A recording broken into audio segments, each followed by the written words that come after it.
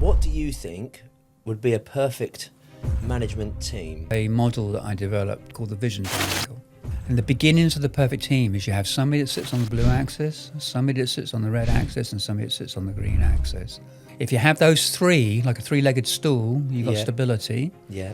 If one of them's missing, it's going to fall over. Henry Ford says, successful people become successful in the time that other people waste. We've all got the same amount of time. It's what you choose to spend on it. Yeah. Jim Rohn says, he goes, you can, no point, motivating an idiot, because now you've got like a motivated idiot. You've got to give them the right tools, the clear vision, the clear mission of where you want it to go. And Successful people do the things that failures don't like to do. Successful people choose where they're going to put their time and energy. And then they've got the willpower and they've got the individual responsibility to make it happen. Welcome to Working On It, the podcast for service-based business founders who want to scale without burning out. Today's guest is Neil Tuson. Neil is a founder of Perfect Teams, a personality profiling system designed to help you build the perfect team for growth and strong company culture. Let's dive into the episode, and thanks for listening. So Neil, welcome to Working On It. Well, thanks, Brad. Thank you very much for coming along. An entrepreneur, an author, business owner, professional walker. I've never made money at walking. Is there anything I've missed off that list? I mean, it's brilliant. I'm just a magpie for ideas. Yeah. So maybe an ornithologist. Yeah. Well, when I told people that you were coming on, some of them knew about you, some of them didn't. And I was like, he's literally one of the most wisest people I know. Like, he's read nearly every book I think ever written, and he's just got an answer for everything, but he explains it in such a great way. So that's why I really wanted you to come on and hopefully bring out some great little nuggets, of your experience so far. Thanks. So, so we touched on the Dale Carnegie thing. Take us right back. What made you start that, and what interested you in that journey? Okay, so if we go back to the beginning, when I was desperate to leave school and home, essentially I ran away and joined the Navy. Oh, okay, yeah. And so I spent 8 years as a marine engineer, becoming an officer for the Royal Fleet Auxiliary. And I reached a point where I had a massive accident in the engine room. Oh. And I thought, So I thought, maybe the sea is not my life anymore. Yeah. So I applied to university as a mature student. And I got on a degree course in engineering in Newcastle in marine engineering. And on my travels, I'd met an American girl who I married. And we're in Newcastle. And when I graduated, she wanted to move back to the States. Yeah.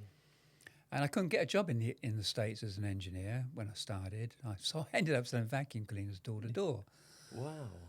And it gave me a taste for sales, which was a very dirty word in Britain back in the 80s. And I thought, okay, I quite like this word of sales, but why don't I combine that with what I know, which is engineering? Yeah. And I ended up becoming a sales engineer for a company called York International, a big manufacturer of air conditioning and refrigeration equipment. Yeah. The Twin Towers in New York had York equipment in the basement. I mean, we're talking about massive plant. Yeah. To cool these big buildings, stadiums, hospitals. And I was working on a project for them in California. And I had to make a presentation to what I thought was going to be the board. But when I walked in the room, it was a horseshoe of people all looking at me. And basically, I screwed it up. Yeah. And I just wanted the work, I wanted the floor to open and swallow me. I had trembling we've all had knees, those, sweaty palms. It was absolutely atrocious. And we didn't get the contract. And on a very frosty drive back to the office with my boss, he said, "You've got to learn to speak in public."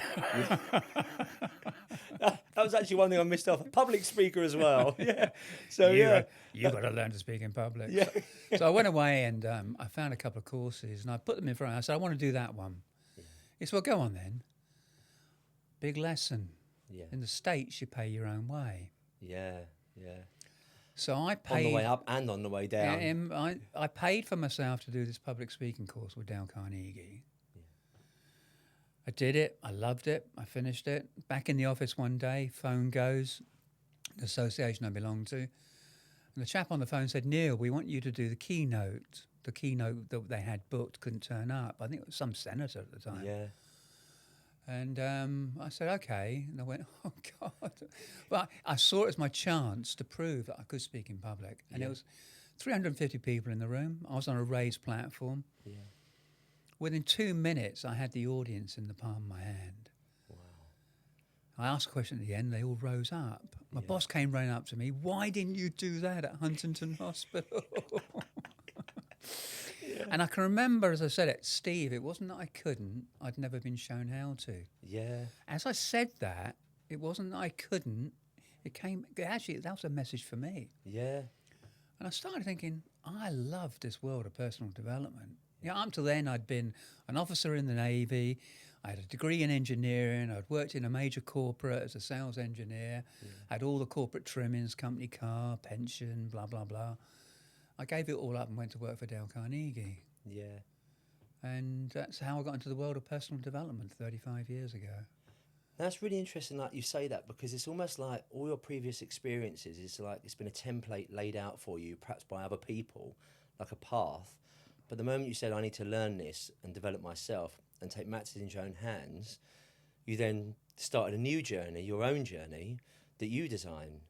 So it's like it's quite interesting how you've kind of found that but stumbled across it, but then realised it quite early on. Yeah, it was interesting. I mean, it was a very interesting segue. I can remember I was working with Dale Carnegie. It was in Long Beach, California. And Anthony Robbins was just getting going. In fact, one of my associates in Dale Carnegie went to school with him. Oh, okay.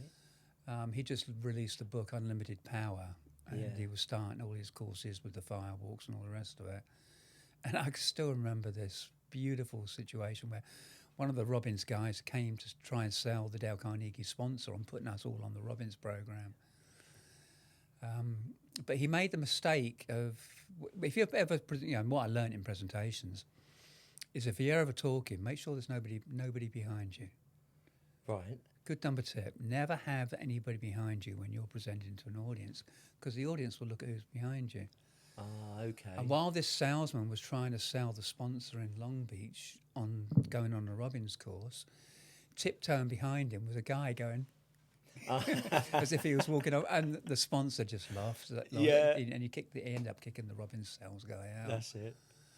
But it was a very interesting process going from engineering into personal development. But it was a process. Yeah. And it was those words. It wasn't that I couldn't. I'd never been shown how to. And everybody I meet who says they can't do something, I say, look, it's not that you can't do it. You've not yet been shown how to do it. That's it, yeah. And you're probably testament to that yourself. Yeah, oh, thanks very much, Neil. Yeah, it's just, but with that, who would show them? Or do you think it's something that you have to realise yourself to then get off your backside and then say, do you know what, I want to change. Yeah. I want to venture down this way. Is it something that you have to do yourself, do you think? Or like you had a love for sales, but then you went into sales, you realised you had to speak to sell, and then you polished that technique or tool that you had, and you realised you had to polish it up. I learned most of my sales skills selling door to door, selling vacuum cleaners door to door in North Dakota in the winter. Yeah. That was a hard apprenticeship. It's funny what skills you learn through times that you think are really tough at the time, and when you look back upon reflection, you're like, actually, that taught me so many different skill sets that's now set me up years later. Yeah, I knocked on this door in, I can't remember, Grafton, North Dakota. And I'd knocked on a door a couple of days before when I knocked on the door to try and talk my way in. Yeah. And this guy came to the door and said, what are you selling? I went, nothing. He said, well, so I learned real quick, just be up front. If you're selling something, you're selling something. Yeah, that's it, yeah.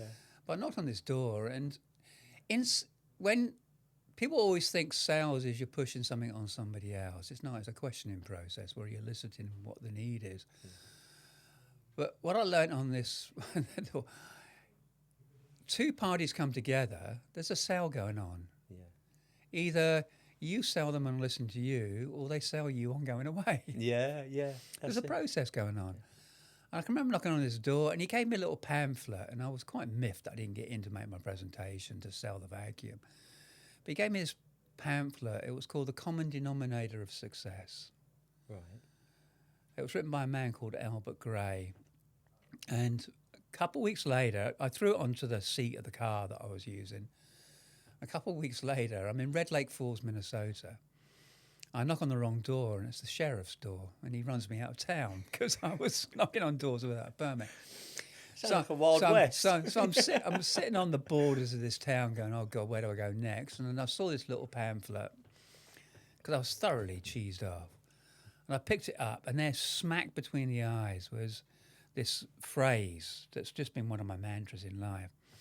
Successful people do the failures successful people do the things that failures don't like to do.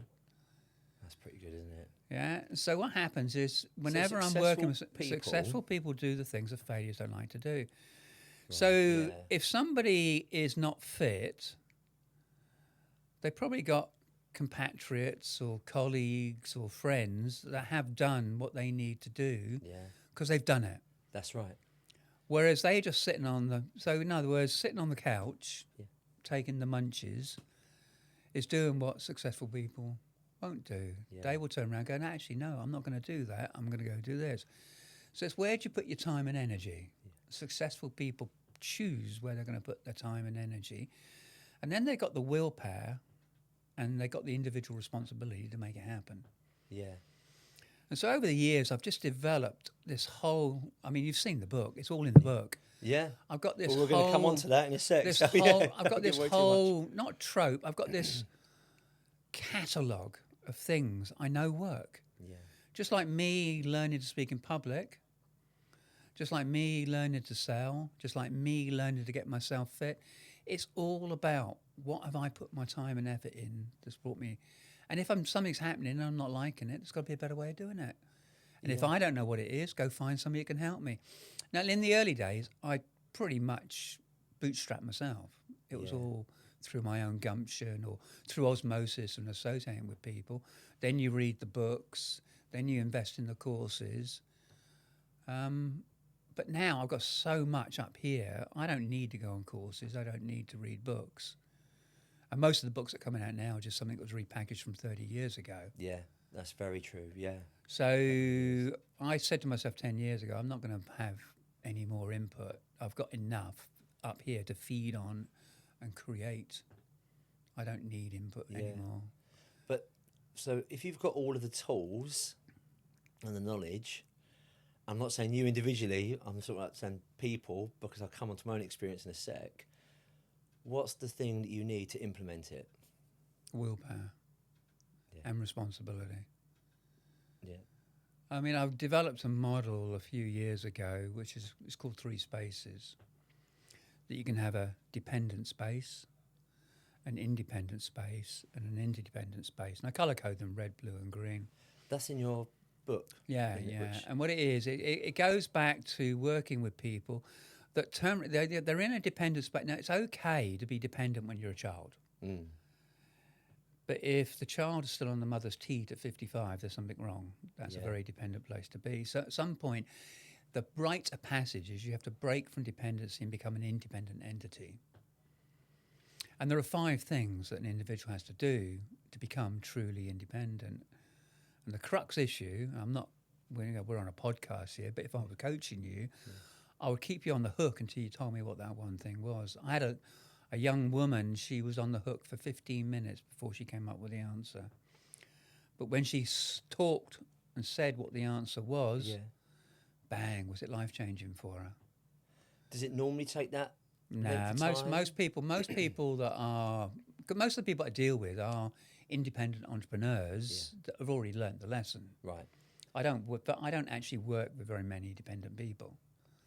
It's kind of like I don't want to be codependent on them, their need. Yeah. I want them to be moving my way, and it's almost like an elastic band. If somebody's dependent, wants to be independent, they've got to move of their own volition.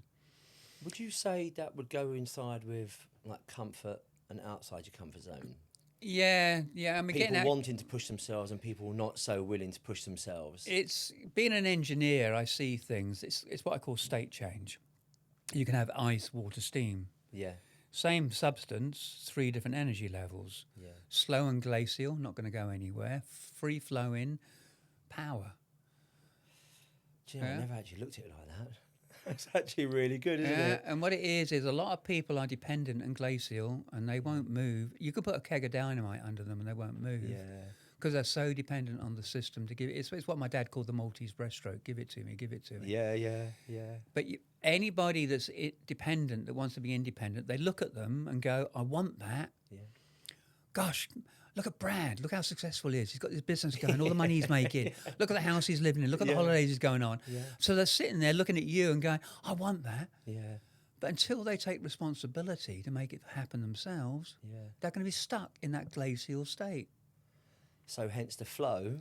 Then motion, you get the flow. action. But then what happens, Brad, you get into that space yourself because you had the gumption to get off your backside, get on your bike and go make it happen. Yeah.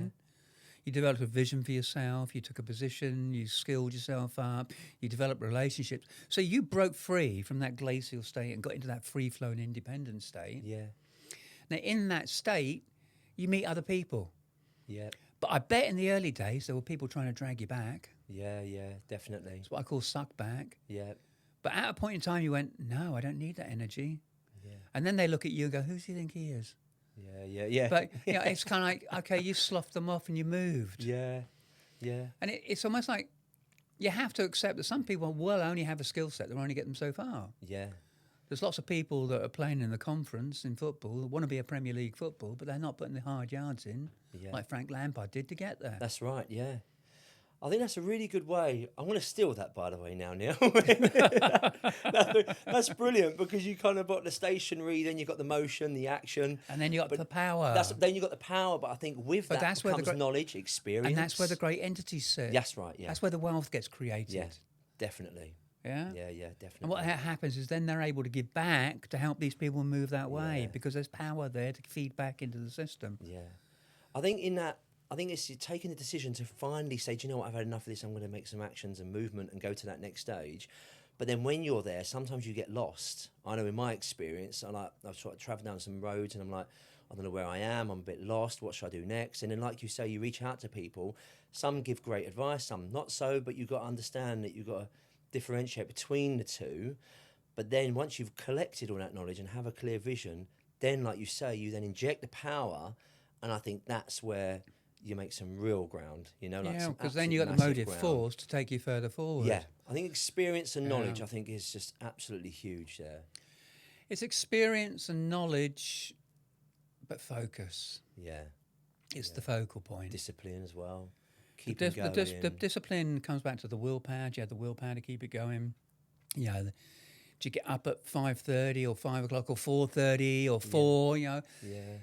It's almost like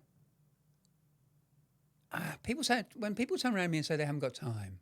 Yeah. Oh, yeah. I turn around and say, look, it's the great equalizer in life. Yeah. We've all got the same amount of time. It's what you choose to spend on it. Yeah. There are people that become expert at propping up the bar. Yeah. There are people that become expert at watching soap operas. But all the people I've ever met that are successful, that are independent, that are making things happen, they've turned around and they've focused and spent the time on quality things that can take them further forward. Exactly. It's like one of the quotes in the book is Henry Ford says, successful people become successful in the time that other people waste. That's pretty good, yeah. And with the Henry Ford thing, was it he that didn't quite understand all of the departments of making the car and the engine, etc., but then he got on the people that sort of built a team that then helped him create his vision? Yeah, well, he is credited with creating the world's first assembly line. Yeah. But then so specialists doing things. Build a team to do it, is that right? Yeah, well, you do. I mean, an assembly line is a team. It's a team of people all collectively working. So he would have the vision, build a team, get the right people on board, and then develop and, I guess, bring his vision to reality. Yeah. And what it is the visionary people are quite often leagues ahead. Yeah. It's almost like they operate in a different time zone. They're on, The criticism quite often to somebody that's visionary is they're a space cadet. They're so far out there. Yeah, that's right. Yeah, coming up with these random things. Yeah, that's it. That's so true. And what it is, and then people deride them and disparage. But generally, the people that deride and disparaging are people that we're not going to go on the journey anyway. Yeah. So they're sitting in that dependent, envious state, looking at the people making it happen. We're not going to go to politics on this, are we? No. Definitely not.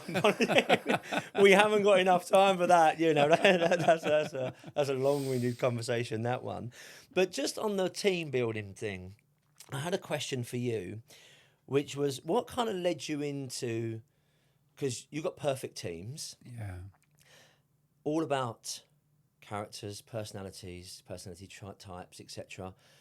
What got you into being interested in that? And it's a bit of a personal question, that, because I am too very interested in that. I love dealing with people. I love building people. And as you said, self-development. I love all of that. It's brilliant. But I'm just interested to hear how you got into it and your passion for it. And then eventually then to perfect teams. Okay. So if we go back again, so when I was in California, I was working, but my goal really, I'm a frustrated academic. Right. I did very well at university. I could have done a PhD. My professor wanted me to stay and do a PhD, but my wife wanted to move to the States. You move to the States, you're off the boat, you've got to find a job because, unless you've got deep pockets and lots of savings, you can't go off to the world of academia. So I ended up having to work for myself. Eventually got some money behind me. I was in California. I started studying again. Yeah. I wanted to get on a PhD at San Diego in cognitive psychology. Because I wanted to know what made this tick. So that planted the seed. So the seed was I was going to go down the academic route about how the brain worked and the neuroscience behind it. Yeah. That's a can of worms. But I got into cod philosophy through Dale Carnegie and personal development. Yeah. So it's kind of a halfway house. Philosophy. Cod philosophy is kind of like a halfway house. Right. It's not a technical term. It's a disparaging term. Right. Okay. That if you were a philosopher, you would have a PhD behind you. Cod philosophy is somebody sitting in the armchair that's read a self-help book and becomes a world's best psychologist. It's just a term. It's a bit of lingo and slang there. I wanted to be an academic, but I never had. I never found the wherewithal or the funds to take me down that route. Yeah. So being interested in psychology, I was always fascinated by what makes people tick. Yeah. The world of Dale Carnegie and working in sales training, management training, personal development, public speaking, satisfied to a degree. It wasn't that I couldn't, I'd never been shown how to. It's satisfied. Yeah. That intrinsic desire to know what makes people tick. I came back to Britain in the early 90s, and a client of mine in Mitcham ran a carpeting company. He was interested in personal development too, and he cottoned on to something called Insights. Right, okay. Which is a personality test based on the 1900s philosophy and psychology of Carl Jung. Is that the same as a DISC? Yeah, well, no, so I started researching that. And all these personality tests, the Myers-Briggs, the DISCs, the Insights, the Hogans.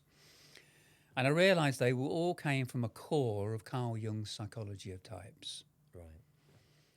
And I did this Insights thing. And back then, all hats off to Insights, a company in Dundee run by a very charming chap called Andy. They've done well. Yeah. They have captured a market for personality testing. And if you go into a corporate world, you're going to get given a DISC or an Insights or a Myers-Briggs test. That's right. It's a big factor of sort of recruiting, and it's a huge market. Yeah. I did all these tests, and Peter, who'd introduced me to Insights, gave me one, and I went, yeah, but there was always a yeah, but, and I did a DISC, and there was a yeah, but, and at about 20 years ago, I suddenly realised what the yeah but was about. If you do any of those tests and you go back to the source, which is Carl Jung, it's about thinking or feeling. Mm. It's about sensing or intuition. Yeah. It's an or framework. You are an introvert or an extrovert.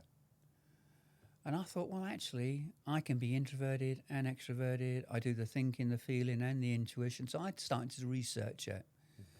And I came up and created my own model. And I had an imaginary conversation with Carl Jung where I said, look, Dr. Jung, fantastic legacy. Yeah.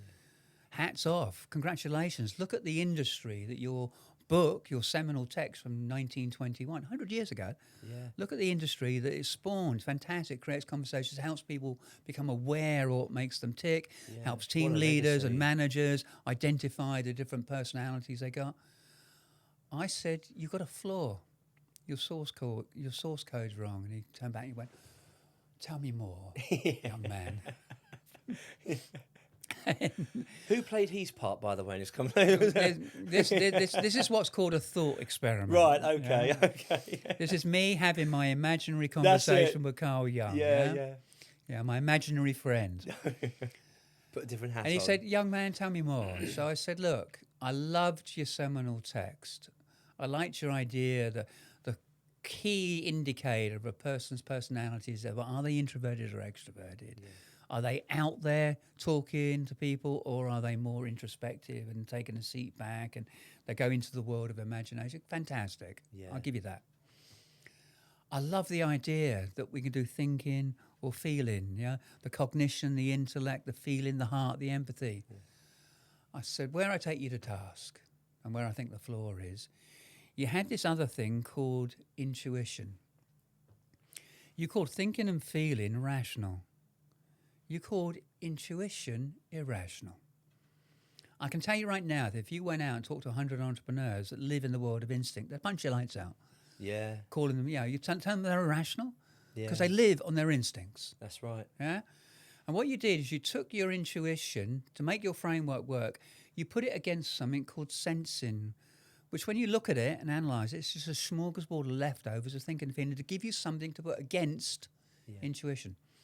Why don't you drop that nonsense and go back to where it's a world of thinking and feeling and intuition? Put it on the same level. Yeah. He went, do you know what, young man? That's not bad. And so I developed my own model. Yeah. And suddenly, instead of it being a 4-factor like DISC, or 8-factor like Insights, or a 16-factor like Myers-Briggs, suddenly you get 12 different characteristics. Yeah. And you can put the 12 characters around the clock face, and everybody recognises the clock face. Right, yeah. And I can put dots where all the people are that represent those characters, and suddenly you've got a team map. Yeah. But the important thing is it shows you not the DNA of the team where the team's strengths are. It immediately shows you what that team's missing. And for somebody that's a director of a business or a team leader of a team in a big corporate, that is incredible information. Yeah. Because if they're missing one of those components and they're not getting that input from that domain, the team's flying blind. And that's very true, because also you can sit there and think when you're trying to build your team, the cogs are not aligned, something's quite missing, and you're like, what is missing? You're racking your brains at night. I'm only saying this because I've been there and done it. I know myself, as you know. And it's like you're sitting there thinking, what's missing? But to have that visual, that map, I think is really powerful. Like, it's again, I can remember the early prototypes when I was prototyping this, probably about 5 years ago now. And I gave it to a trusted advisor of mine. I still have a mentor, somebody that I go to for advice. I think you might have met him, John Gillette. Yeah, I know. Yeah. Good and guy. He turned around and just looked at it and said, Neil, he said, that is so powerful. You can't do that with any of the personality tests out there. And so I've spent the last 5 years crafting this and honing this to package it up into the product called Perfect Teams, which is the world's first character-based team assessment tool. So if you were to use that, what do you think would be a perfect management team? Like, what would you, using your profile, what would you think would be a perfect management team? It depends on... And so the reason I ask is because you got the traction, the EOS version, the visionary, the implementer, and what would you say that those characteristics how would they fit on your Perfect Teams map? So, and then what after that? At the core of Perfect Teams is a model that I developed 10 years ago called the Vision Triangle. So picture a triangle with a green side, a blue side, and a red side. The base is the red side. And to the right is the green side, and to the left is the blue side. The green is the instinctive axis. The red is the emotive axis, and the blue is the cognitive axis. And what it is I've got 4 characters that sit on each of those axes. And the beginnings of the perfect team is you have somebody that sits on the blue axis, somebody that sits on the red axis, and somebody that sits on the green axis. If you have those 3, like a 3-legged stool, you've got stability. Yeah. If one of them's missing, it's going to fall over. Yeah. That's it. Yeah. And like the tripod. The story I used, because I'm old enough to remember this. Really? I remember the space program, the Man on the Moon program. Oh, okay. Yeah. And I can remember sitting around the little black and white TV in my front room with my mother when Neil Armstrong, it was televised, put that first step onto the moon. Yeah. Big step for man, one small step for man, big step for mankind. Yeah. If you look at the space program, Kennedy had said, this was in July the 21st, 1969, wasn't it? Kennedy had said in 62, we're going to put a man on the moon. That's the language at the time, and it was men that did it. Yeah. Man on the moon by the end of the decade and bring them back. Very visionary cut-through statement. That's an instinctive statement. That's the where and the when. Yeah. Yeah. The moment you come up with that visionary statement, that space cadet statement, Yeah. straight away people start running around and go, why are we doing this? Who do we know? Yeah. It's all about the people. Why are we doing this? Why are we doing this? The moment you say something like that, the whole process slows down. Why are we doing it? Yeah. Who we got to get involved? And then it's the real slow stuff. What have we got to do? How are we going to do it? How are we going to bring them back? Yeah. So straight away you start to get an idea that you can come up with these visionary statements that are very instinctive and cut through, headline statements. Yeah. But you've got to give people the why to stick them to it. Yeah. And then you've got to go through the nuts and bolts and the dot the I's across the T to make it happen. Yeah. And that's the slow, laborious stuff, the logistics, the research, the teams you've got to put together, the funding you've got to find, the facilities to build it. Yeah. It's all slow stuff. So from a top-down perspective, the vision would be man on the moon. Man on the moon. The mission would be the nuts and bolts. The mission is and the mission control was in Houston, California. That's Right. where all the technocrats are. That's the what and the how. Yeah. And then the reason. The reason. Okay, the I was going to go reason- vision, mission, culture, but Well, okay. it's purpose. It's Yes. purpose. You know, That's exactly what I mean. Yeah. what So it is. what's And- our goal? What are we aligning to? So you got your people vision, on board. you got your mission, and you got your purpose. You got your why. Yeah. Okay, Simon Sinek, start with the why. That's right. Yeah. Brilliant. Well, yeah, actually, yeah. I'd love to be on stage and debate this. It's just one part of the process. Okay. You From can there, have- it cascades down. You can have the why, Yeah. and then you can go to his what and his how, Yeah. but that's all one side of the triangle. Yeah. If it's the wrong time, the wrong direction, the wrong people, Yeah. Yeah. That's it. Simon Sinek actually only has half the equation. Yeah. Yeah, Yeah. you got to have the what, the why, the when, the how, the where, and the who, Yeah. and you have to know where you're going. You have to know why you're going there and getting the people involved, and then you have to go through the laborious bit of making it happen, which is all the processes and policies and procedures. And of course, what happens in life is corporates love that stuff. Yeah. They major in processes and policies. Yeah. You go to government, they have people, they have policy departments of 200 people. Yeah. Policies for policies. For a young buccaneering entrepreneur like yourself, you go, oh my God. Yeah. But they don't understand the word of entrepreneur. This is why government does not understand the world of startups and entrepreneurs. Yeah. That's true. Yeah, definitely. Because they're bureaucrats and policy wonks. Yeah, that's it. Yeah, definitely. Yeah. Never really been in that world, so don't really understand it. They don't have no appreciation whatsoever. Yeah. Nobody in government knows how to make money. So, They just know how to waste it. yeah, exactly. Yeah, they're very good at that. So, would you say there's another element then to sort of the vision, mission, culture? Is there another element there, reason? Or the why? Well, overall, if you are the leader of that business, if you know what your vision is, if you know what your purpose is, and you know what your mission is, you as the leader with your coach or your mentor need to come up with a prime context for yourself. For the vision. Well, no, it's just something that just brings it all together. Right. Um, Because what I was saying was it's almost like the business owner or the founder, whatever it is, or the entrepreneur comes up with a vision, then he kind of displays the mission and what he wants to do and how to get there, but then he would then get the culture of the team to build it. But then it kind of comes back to your perfect teams in sort of like, what would you say would be, so you mentioned like the triangle, the three sides. What would be the three characteristics of each of those sides?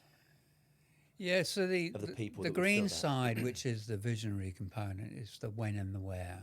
Right. It's the directional component. It's the visionary component. Quite often, it's just instinctive. It just comes. It's quick. Yeah. A number of entrepreneurs I meet that just live in that entrepreneurial space. Let's do this. Yeah. Let's go that way. Yeah. They don't care about the detail and what has to happen. They're just throwing it over their shoulders, waiting for somebody to pick up the pieces. Yeah. But it's a balance between the three. Right. In a team, you don't want too much of that green energy. If you've got a team of 10, one's enough. Yeah. Yeah. But you have to have it. And quite often, actually, Brad, they're the most difficult people to manage. Is it because they want to keep moving fast? Because they want to keep on moving fast. Yeah, that's right, yeah. And so what happens is you end up with one of the books you will have read is The E-Myth. The entrepreneur reaches a point where the business doesn't need the entrepreneur anymore. Yeah. It needs the bureaucrats to come in to tidy it up and clean it up and make it mature. But then they will go through that process. It's going to need the entrepreneurial energy again. Yeah. So quite often businesses at a time and place need a different kind of leadership. It's very rare the entrepreneur's gone through all the different steps. I can think of a couple. I think Michael Spencer who got ICAP going. Started with a desk, built that desk, hired somebody, got another desk, and ended up building ICAP into a multi-billion-pound company. Yeah. Richard Branson did it with Virgin. Yeah. Going all the way through. I think Brad Sugars from Action Coach, I think he done it. He's reached a point where he started. I can remember Action Coach starting 20 years ago, coming to Britain. I won't go there. I was about to make a very disparaging remark. Okay. But then he became an investor, so he took his money and invested in other ventures. It was because in one of his books he mentions that he had a desk per day, and it was like, instead of like hats, basically, it's a hat analogy, but he was a desk. So his vision he would have like all of the desks of sort of like the 5 key areas of a business, sort of like marketing, sales, operations, finance, and so on. And he would have a desk for each, and then it would be a day for each, and then he would sit at that desk, and that's what his focus would be on that day. That's not bad. So it was almost like he mapped out his week, but then eventually he got someone in to do the finance. He didn't have to go to that desk. That's one department taken care of. Sales, marketing, operations. That sort of thing. But that's a great visualization, isn't it? Exactly, that's it. But then he then grew the team to develop those different divisions. Yeah, and what it is, a lot of entrepreneurs don't get that they've got to make an investment to bring the people in to help them, to lift them up. Yeah. You can say it's a hierarchy, it's a pyramid, but the fact of the matter is that if you're running a business and you've got 24 to 30 people, you've got to find a way of bringing in somebody to run it for you, for you to get outside to start looking at how you're going to take it forward. That's so true. That's really, really true. And I remember a coach that I had years ago, and the first meeting I had with him, Peter Landau, I arrived in my uniform that I was wearing for cleaning the windows, and he said, have you just come from work? I said, yeah. I said, I'm a bit late. I've just come from work. Just wanted to come and see you. And he goes, it was pointless having these conversations until you get off the tools. And I was like, well, what do you mean? And it was only when I said to him, look, well, can you please teach me how to get off the tools? And it was about 2006 that I made that decision to come off the tools, and literally it just rocketed from after that. Because then you was able to give all of your energy to grow in the company, working on the business rather than in it. And then I grew the team and so on. I bought a business in 2007, which then elevated me into the commercial sector. So, but I don't think I would have done that because I haven't got the time to do it. I'm constantly out every day, like 5 till 6 in the evening, doing it as well. I'm too tired when I come home. I can't think about that. But then when I built the team, come off the tools, I then was able to think about that. And that's when that business opportunity came in, which then led me to the commercial side. And of course, it then grew my path from there. But it was really important, that key element. I'm sure you can, like you've mentioned about the sales, and then you've wanted to bring engineers into sales, and then Dale Carnegie and public speaking. There's moments in your journey, isn't there? You think that was a turning point, and that was a key in recruitment. That was, it's almost like those sort of things map your way, and you can think back and think that was a really big turning point for me. Yeah. And coming off the tools to work on the business was huge for me. I mean, I've got it going on in my own business right now, and it's what it is again going back to I love my modelling works on 3 different levels. I talk about dependent, independent, independent. Yeah. I've got 3 spaces: down energy, neutral energy, up energy. I got £10 an hour, £100, £1,000 an hour. Yeah. And what it is you reach a point operationally, if you're client focusing, think of everything hour you spend, you're making £100 an hour because you're client focusing. But it quite often means you're on the tools doing the delivery. Yeah. You've got to find somebody to do that for you to shift you up so that you can start doing the strategic stuff, Yeah. which requires bandwidth and time and energy. Because suddenly it's almost like Jamie Oliver's not in the kitchen peeling spuds anymore. Yeah. Jamie Oliver's thinking up new TV programs, new cookbooks. He's working at a strategic level. Yeah? Yeah, that's really good. And businesses are like that. In my own business, £100 an hour, that's me going out and doing the work. Finding a CEO that wants me to come in and do some team profiling, do some team leader training, some coaching, some executive coaching, yada, yada, yada. Yeah. But that's money today, operationally. The strategy, and this is in my own business right now, to take perfect teams to the world, and I've got a big vision for it. I want perfect teams to be the instrument of choice for the 21st century. We've spoken about this before. Yeah. To get to that, I need to find people that are taking it to market, and I'm calling those licensees. So my strategy is to get people in that have got a skill set that's comparable to mine, that can take my intellectual property and pile it up and go work their own portfolio. The more licensees I get using the Perfect Teams methodology, the bigger income base gives me more time to sit up there and do the strategy of taking Perfect Teams to the world. Yeah. And that's a growth strategy, not an income today strategy. That's money tomorrow strategy. Yeah. And it's having those people to do it, but how you want it to be implemented. Yeah. Training them and so on, and trusting them that they're going to deliver your vision. And that comes back trusting that exactly. other people. That's right. Trusting that other people can do it as well. Huge. Yeah, definitely. Every entrepreneur's nightmare is, can they trust the people to do it? They're not as good as me. Yeah. I don't trust that they can do it. That's the biggest. That is suck back. Yeah. It's funny. I get some messages come through now, and people are calling me and asking me like, how did you get off the tools? How did you trust your people to then carry out exactly as you did? And I was like, you have to train them. Otherwise, you're never, ever going to grow. You have to trust them, train them, and then trust them, but also allow them to fail, because then you can speak to them and say, look, do you know what? Perhaps I would have done it like this, and what would you do if you'd done it again, and how would you amend different things? Yeah. And it's having that trust, but allowing them to fail, but as long as they learn from it and then grow. I think that's one of the key elements of building a team, is having that trust. You look at anything that's sustainable, it's got a great education policy behind it. So in Dale Carnegie, to become a Dale Carnegie instructor, front of class instructing, you had to have done the course. You'd had to go back and assist on the course 2 or 3 times. You then had to go through instructor training, where you broke the course down and learned how to do each of the different modules and each of the different parts. Yeah. You then had to be wingman or co-pilot with a trusted and established instructor. Yeah. You had to do that 2 times. Wow, that's an And then training. eventually you were given the permission to go fly solo. Think about a pilot. That's crazy, isn't it? Yeah. Isn't that like How 2 many hours? years or How many something like hours this? do you have before you actually? Yeah, you can go commercial and get a little biplane. Yeah. And you can do probably 40 hours of instruction with a pilot, but you're co-pilot until they give you the right to fly. And then suddenly, okay, you're on your own, fly solo. Yeah, that's And the next it. thing you know, you got your license, you can take the plane up. Yeah. So it's that educational licensing program. But a lot of people,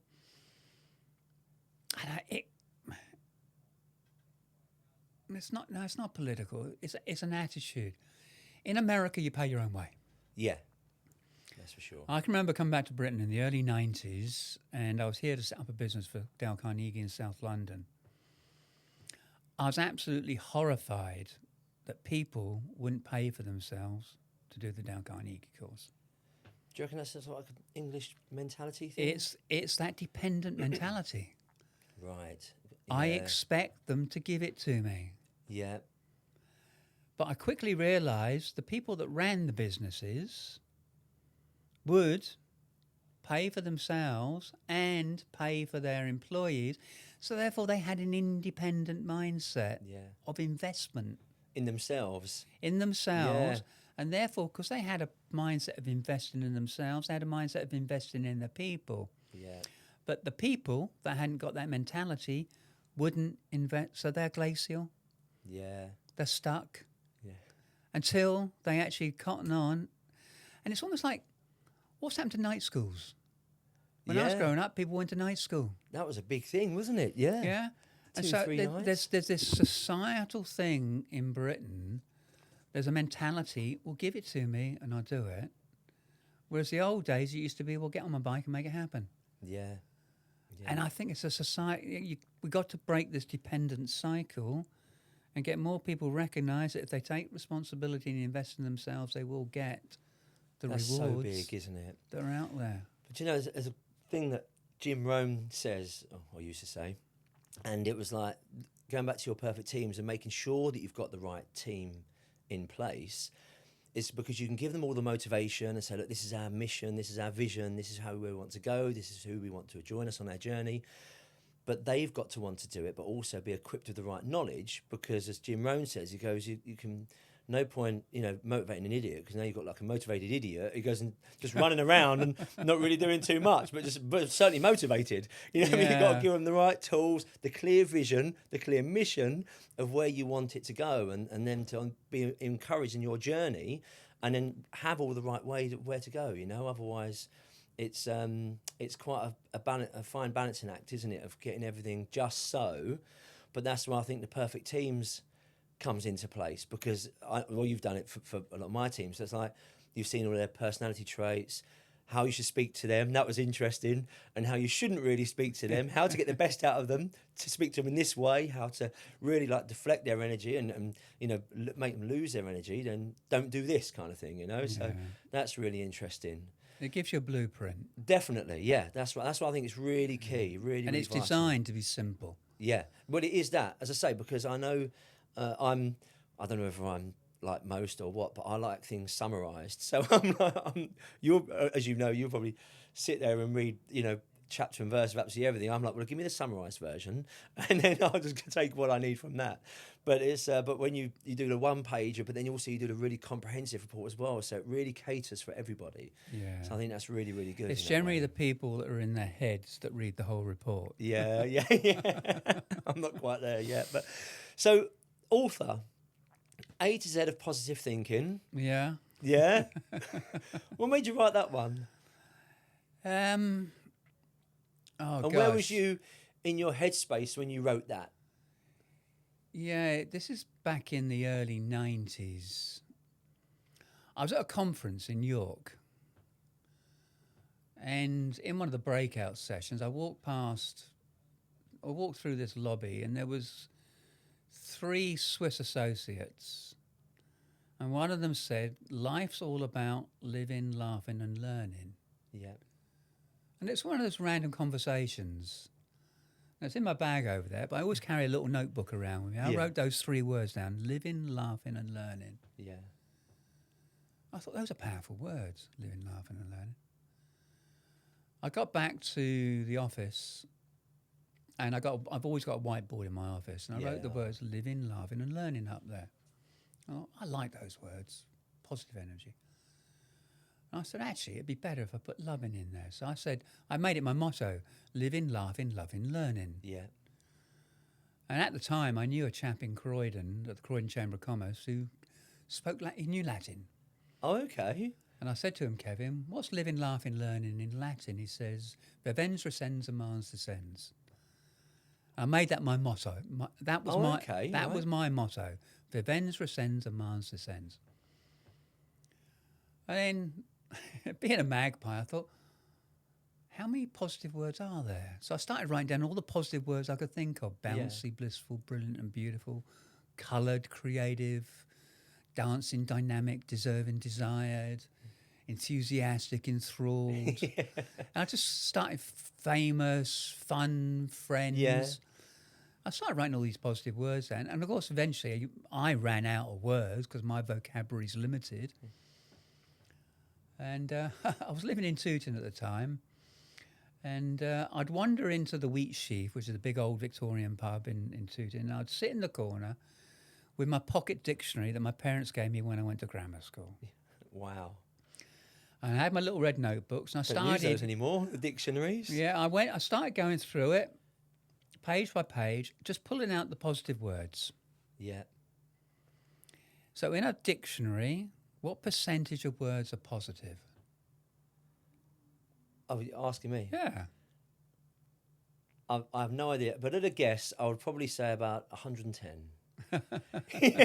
Am I close? No, so what it is there's a lot of neutral words like table, ceiling, chair, floor. Because I would probably said can and will would be positive. Yeah, so what it is, it's the Rather than won't and descriptive. can't. It's the descriptive words that are positive. Okay. So that's a beautiful sun.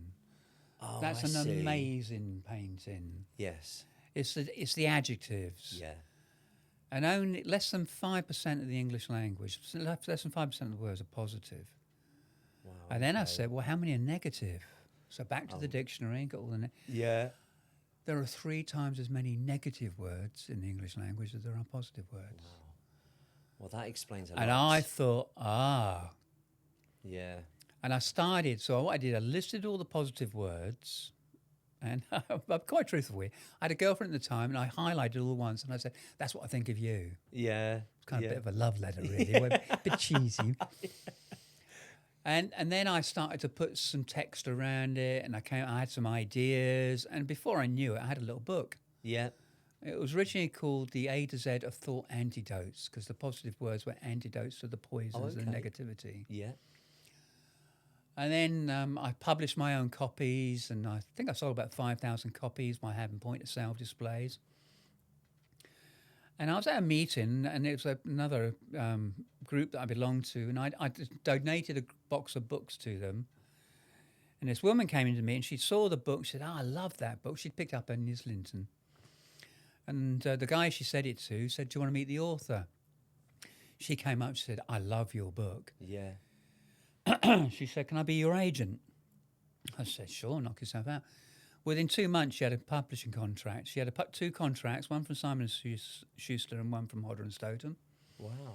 Hodder & Stoughton's took it, and before I knew it, I had this little book called The A to Z of Positive Thinking. That's amazing, isn't it? And it sold thousands and thousands of copies. Then a guy from Germany picked up on it and wanted to do a German version. Yeah. And we got it into Germany, and currently it's sold about 50,000 copies. That's brilliant. So your mantra then led you into the book you released last year? Yeah, so there was another one in between called The Freedom Tree, which is like the stories of life, which that's still got time to be a bigger book. Okay. But the one last year was, again, it was called 37 Years of Listening and Learning. Because I realised I'd been in this personal development world for 37 years. Yeah. I thought, I've learnt a lot, I've listened a lot. Can I share that? And I did a presentation at Rob's Leaders, London Leaders. Oh, yes, yeah. And they loved it. And, it was all the tips, carry notebooks, learn to speak in public. Yeah. Look at the positives, not the negatives. All these little tips. Yeah. And I gave them stories around it. And somebody said, you could write a book on that. So I went away and wrote a book. Yeah. Took me a lot longer. And I called it 37 Years of Listening and Learning. I took it to the publisher, and he said, go back to your mantra. Let's call it Listening, Laughing and Learning. Yeah. And I went, oh, yeah, why not? Yeah.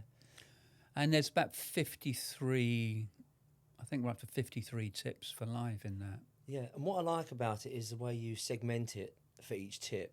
So it's almost like you can sort of like read it, and then you can bookmark some various areas that you think might resonate with yourself, and then you kind of read about it in that section. It's not as if it's a story format. It's kind of like tips of each area, of your experiences and your input of the experiences of those different key areas. Yeah, I mean, there's a chapter in there, Life Can Turn on a Sixpence. Yeah, yeah. And basically it's going, I nearly got killed in the engine room. Yeah. It's a story of me nearly getting killed. But the wisdom, the tip is life can turn on a sixpence. Yeah. Look, live in the now. Yeah, it's brilliant. You never know when life can change. Really good format. Yeah, and the very first lessons about the power of education. My oldest friend Steve, coming back from kindergarten when he's 4, telling me, "What's a copper then?"